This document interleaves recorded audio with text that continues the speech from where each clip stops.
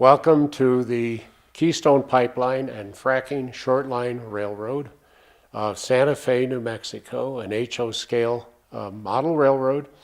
And with me at this early stage of its existence, the chief engineer on my right, Bob Hayden, and assisting him is the notorious Eric Brock, master carpenter, formerly engineer on the Santa Fe Southern Railroad, which briefly came to life and left us just this year. Anyway, you are looking at the beginning stages of an HO scale railroad that this is my sixth layout, by the way, and by far and away the largest and most ambitious, and one hopes the best constructed model railroad I've ever been a part of. In my home in a studio, and just give you a sense of what's going on here. This railroad is essentially a loop, what they call a folded dog bone, if you can believe that, with which provides continuous operation possibilities plus loads of industrial activity along the way. Over here on my left will be the refinery, and you can see the backdrop of the actual photograph of the oil refinery at Ogden, Utah, that you can see from Interstate 15 as you drive into Salt Lake City from Idaho. In the back are photographs of the Wasatch Mountains that I've salvaged from previous layouts, and we will incorporate those into the railroad. On my right is a photograph, low-angle shot of the Union Pacific yards at Salt Lake City. Anyway, all to provide interest, we hope, and scenic interest and operational interest to this model railroad. It's kind of hard to know where to start with this, but to my right here, in front, you will see the beginnings of the Union Station installation, which will have 5 passenger terminal tracks, and will run out to the right.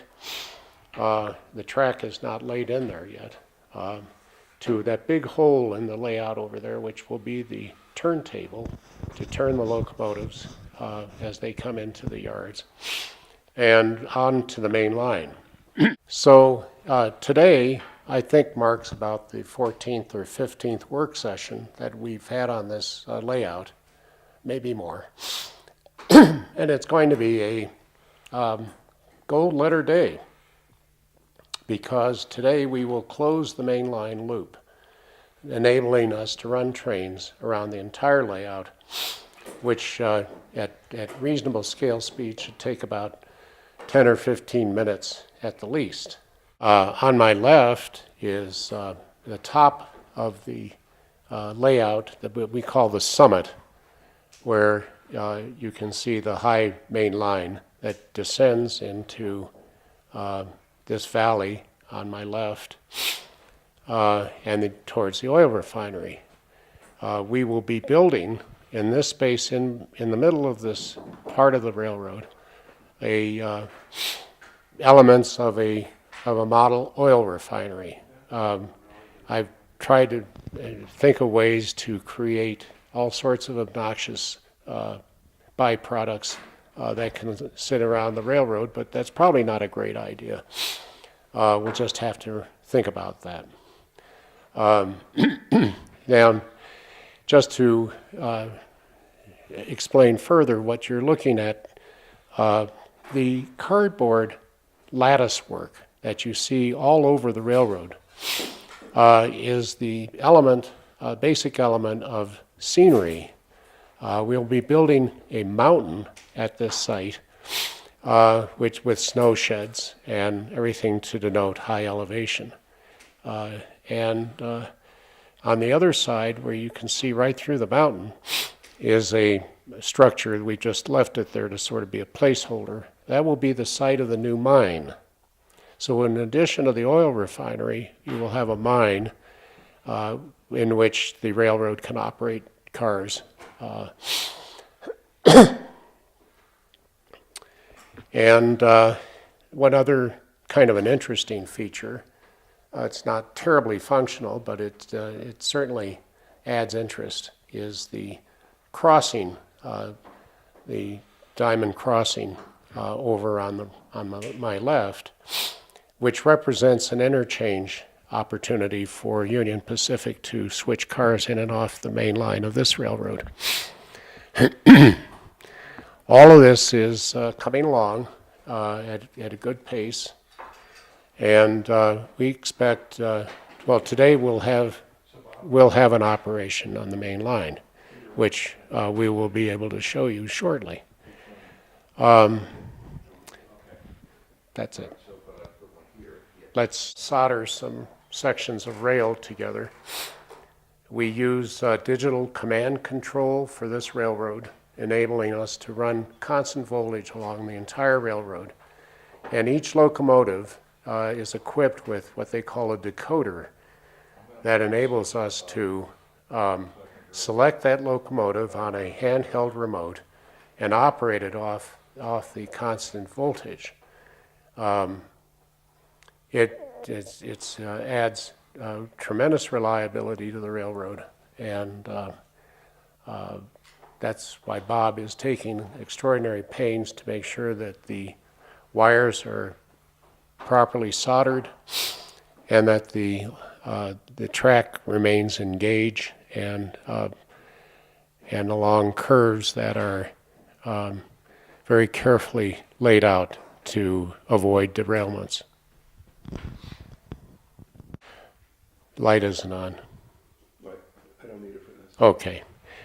Here we're looking at the working blueprint for this railroad. Bob Hayden had it prepared, and it will not be an as-built print because we've made some changes sort of en route, as it were. Minor for the most part, but this is not an identical replication of what we're actually going to end up with. You'll see all sorts of marks on this plan showing topographical features as well as industrial sidings that we're going to be putting in here. But it's been very helpful because we've been able to use it to really keep us working right.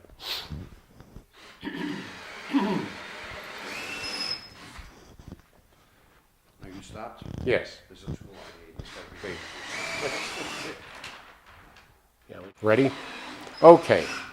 So on the top left where I'm pointing at is the area for the refinery, which we discussed before. Over here is the interchange with the Union Pacific, the summit. The railroad goes past the mine, entrance to the mine, and continues on down to this elevated viaduct at the west side of the building, and comes around and descends farther into the city, which will be built in this area here where the passenger station is.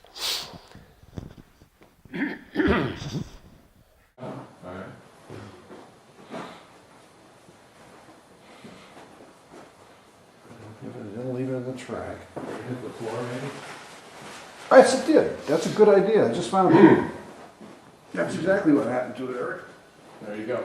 He's good for something. Very sharp. Very good. Okay, so let's just see if this works. So Carmen calls it the vet. I hate this part of pets. Yes, it's tough. I hate this part of pets. Yes, it's tough. Ah, Well, you brought in your first aid kit, so I felt better about I it. have one. I have one That's here. my Oh, BNSF. oh, good. Good.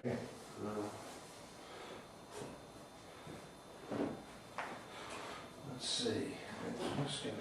I'm not going to turn it on now. Now with a ribbon around.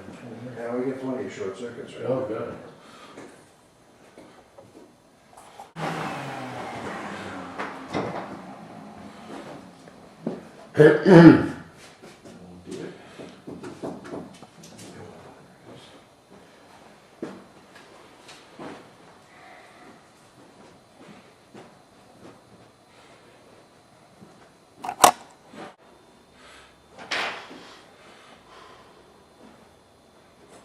Okay.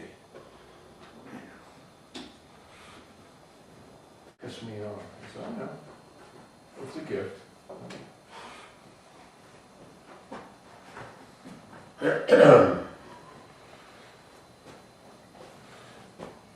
right.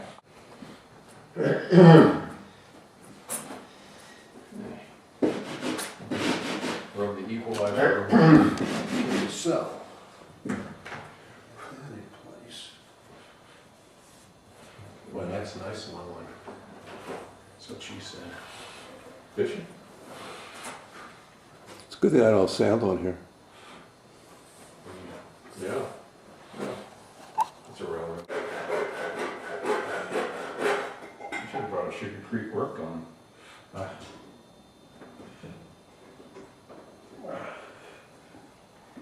Now I put a picture of one of the cabooses on the yacht. So then I used red oxide from Scale Code, and that was, Chuck said, pretty close. And this is just a shade lighter. And it costs $4.95 for a big ass Before you get can. carried away, I've run into at least 2 avid rubber railroads in my life who were colorblind. Yeah. Well, Well, what you're looking at here in this small photograph is my daughter, son-in-law, and my late wife, and my grandson, who's now 19, on the back of a switching engine at the Kaiser Fontana steel plant about 15, 16 years ago, when we stopped there to visit the people who operate that railroad in the steel plant. It's now part of this scene here, which shows my layout, my last layout in Los Angeles, which was a significant size, but not nearly as interesting as the one we're building.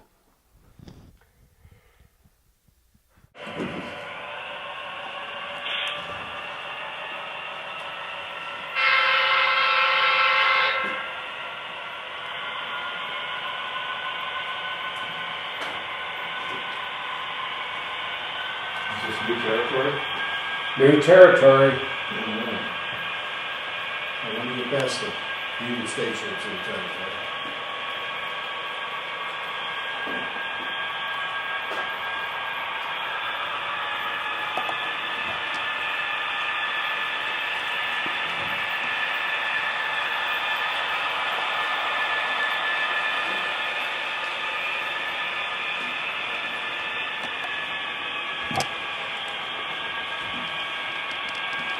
Is it going to do the whole track coming around here? I don't think so. That would be, Oh, it that would be can't. right after lunch. This is the last time that this.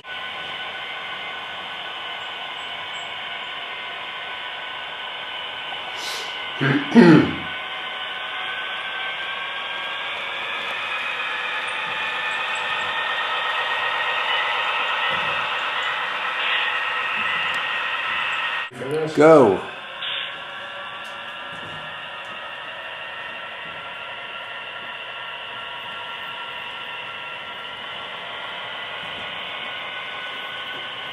Okay, here we go.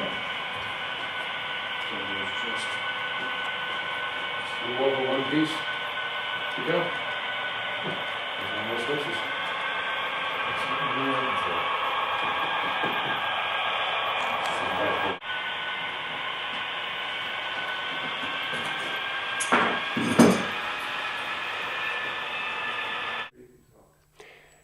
Well, I don't remember exactly what date we did the preceding session, but it was probably around 2 or 3 weeks ago. We made a little progress since then, as you can see. The first layer has been actually built, and gives you a very vivid sense of the scale of this project. Frankly, startles me how big it is, and how it puts the railroad itself into proper perspective. What you're looking at is, it's all white, obviously. It's plaster cloth. It's the first layer that's applied over those cardboard strips to form a base for the sculpturing and other scenic effects that's going to be going on here. The slopes are pretty steep in the main mountain, so it may be a little difficult to get a ski run up there. But we're going to see what we can do. There's some possible locations for it, and we'll have to run a road up from the depot that's going to be alongside the upper line here at some point to accept the skiers and transport them up to their lodge. So in the background there, you see our newly acquired Santa Fe snowplow and power car arrived here yesterday, and of course I had to put it to work immediately in front of the F unit from that I had on hand previously, and it makes its own noise, as I guess snowplows do. I've never seen one in operation, just in film, but they're needed in the high country.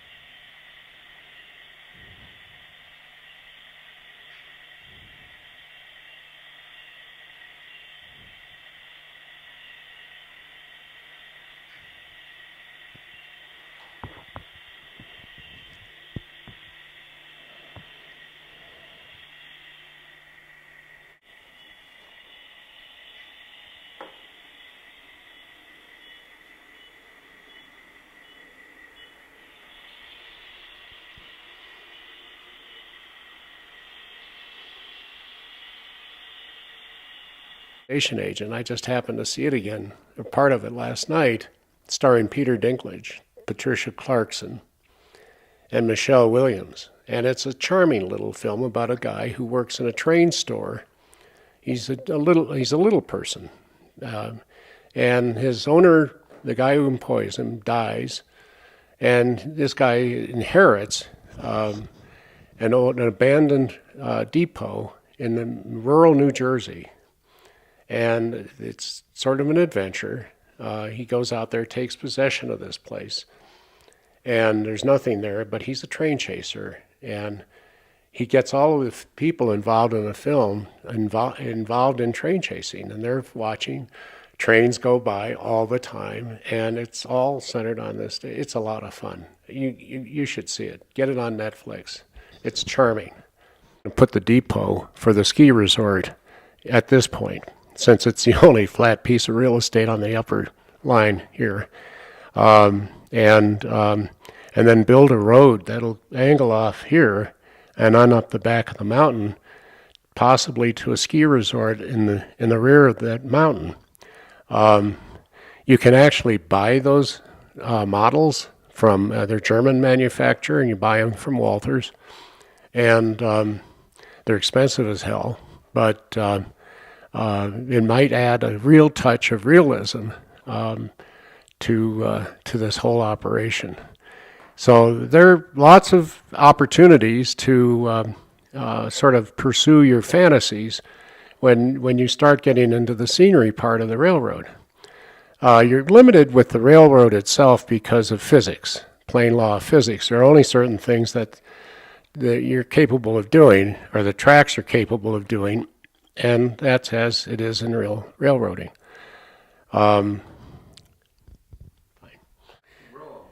Okay, well, since the last time we did this, Gary, we've added a few things, and I thought maybe it'd be fun to go around and take a look at them. Some you can't see, so I won't spend any time on those, such as the automatic switch machines that are under the roadbed.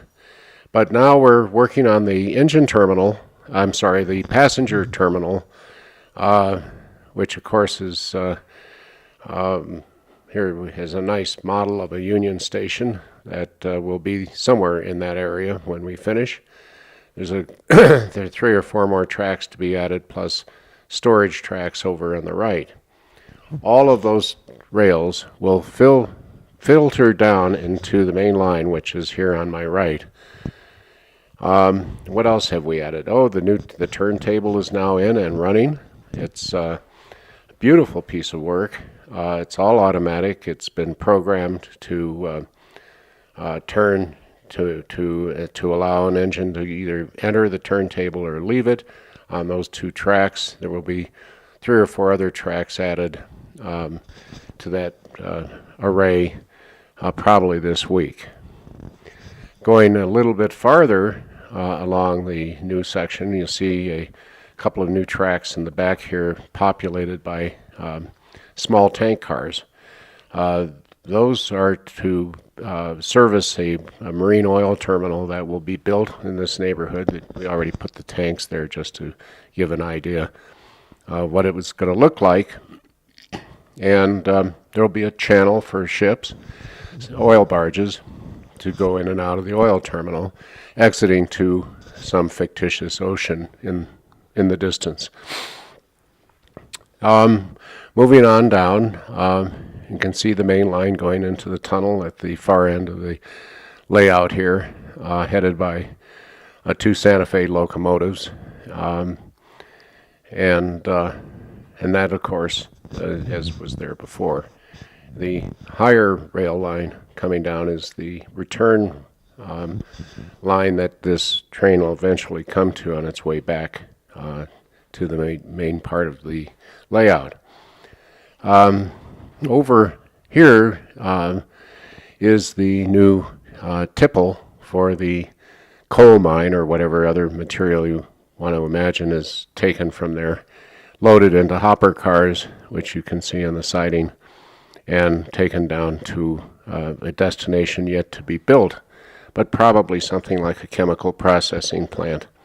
We are not environmentally friendly on this railroad. All of the industries are pollution creators, so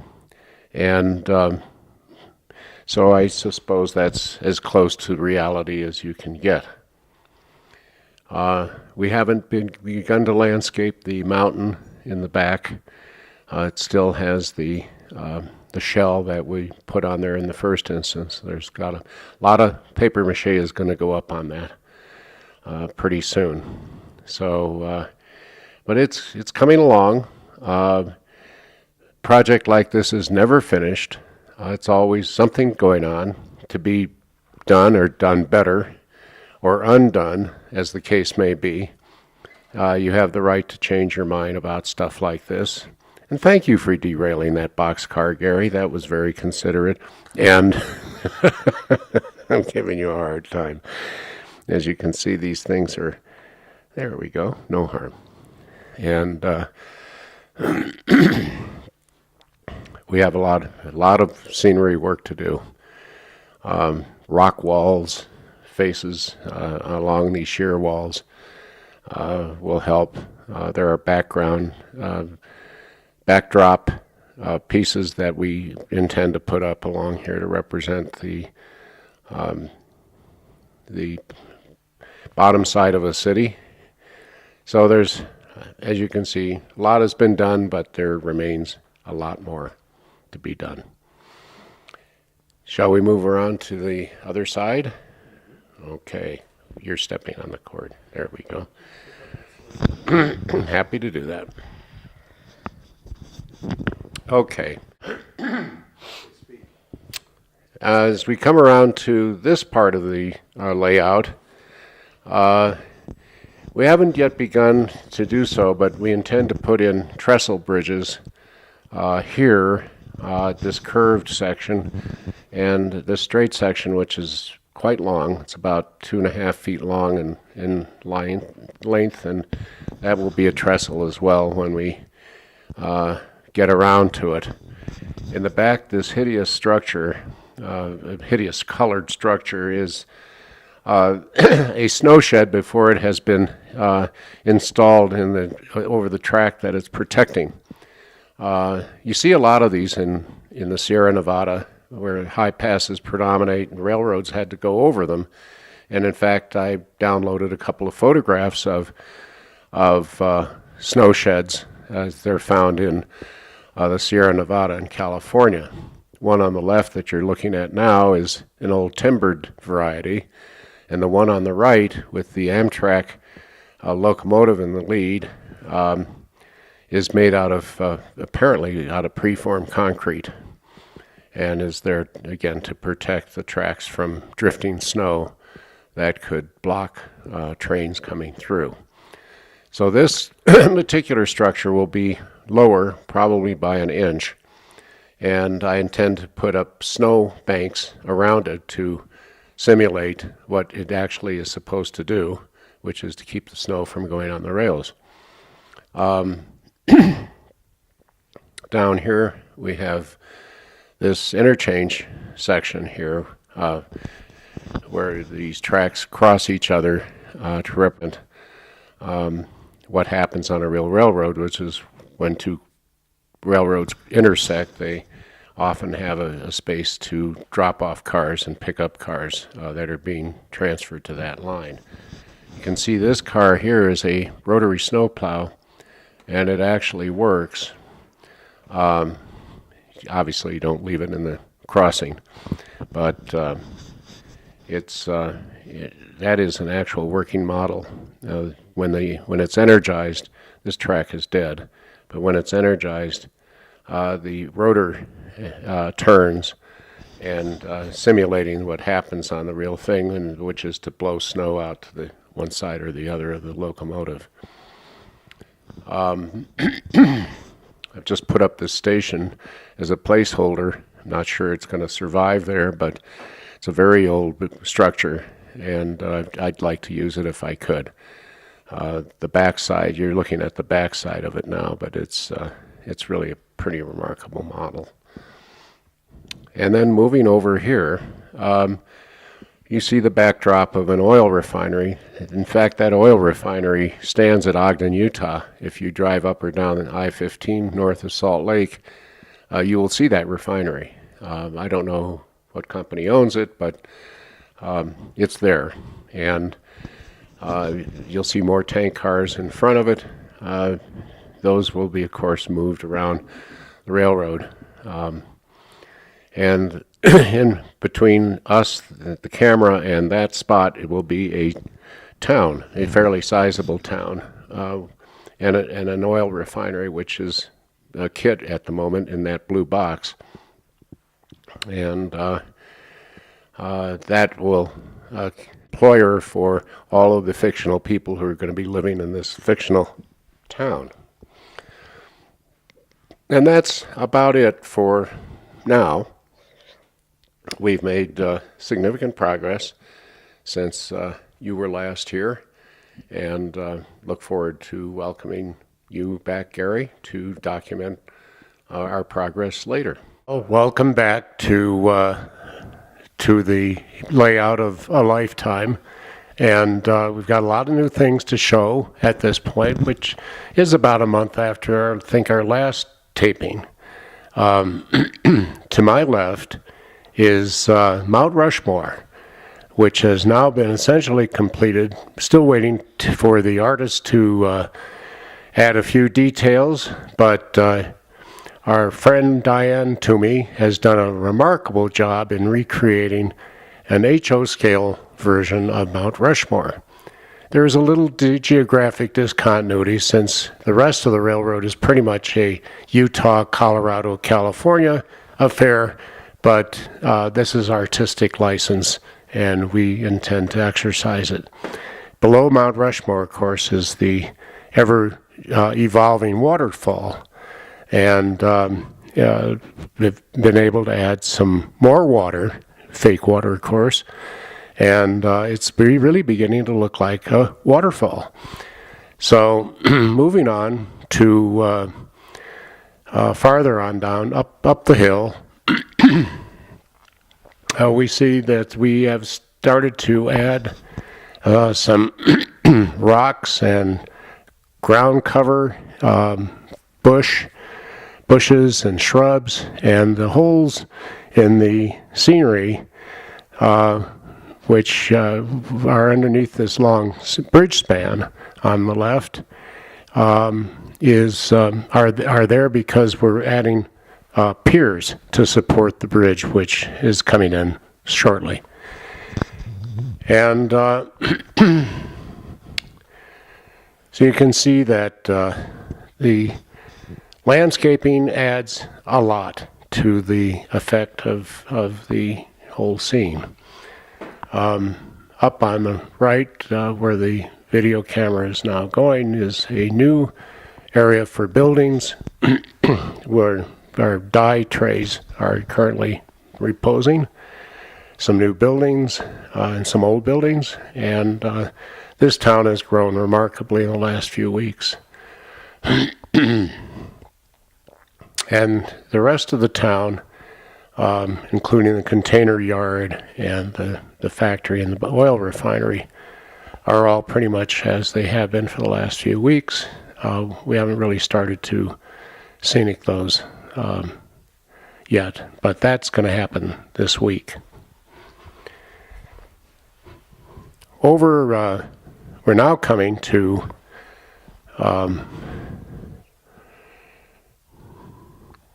I'll wait till you're... All right, we're now coming to the latest addition to the railroad, which is a new freight spur along the Union Pacific shops seen in the back. That'll enable us to put a building in the corner. Will give purpose to a number of the other industries on the railroad and a destination for some of the freight cars to go. And that'll be backdropped and sceniced up in due course. There's a junkyard planned for installation below it right here, and we have all the stuff, but we've had to move it to prevent it being damaged while we're constructing the new freight spur. And that's all there is pretty much to discuss at this point. We'll have more in a week.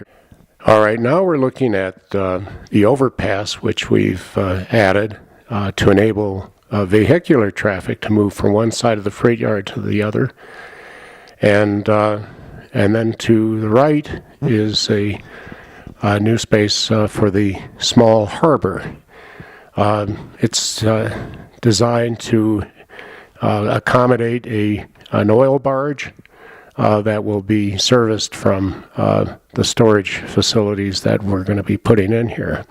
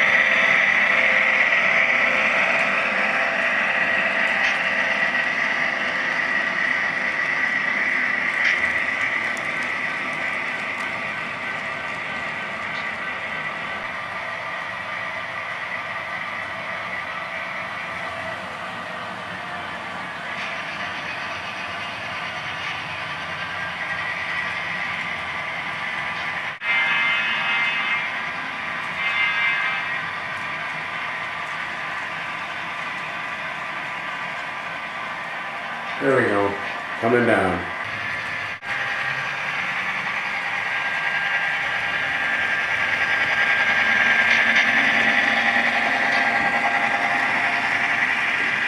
Excuse me.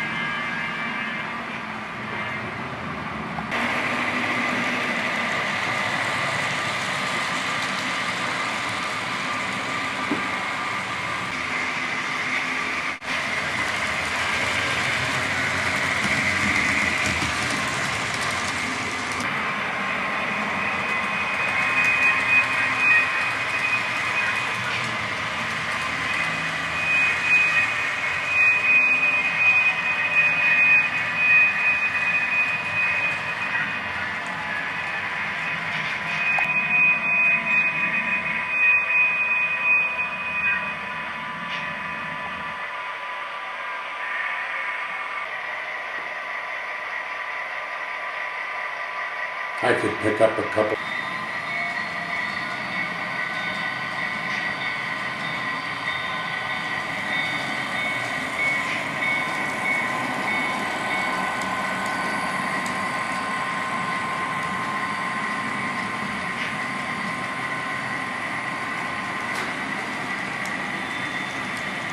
What was that?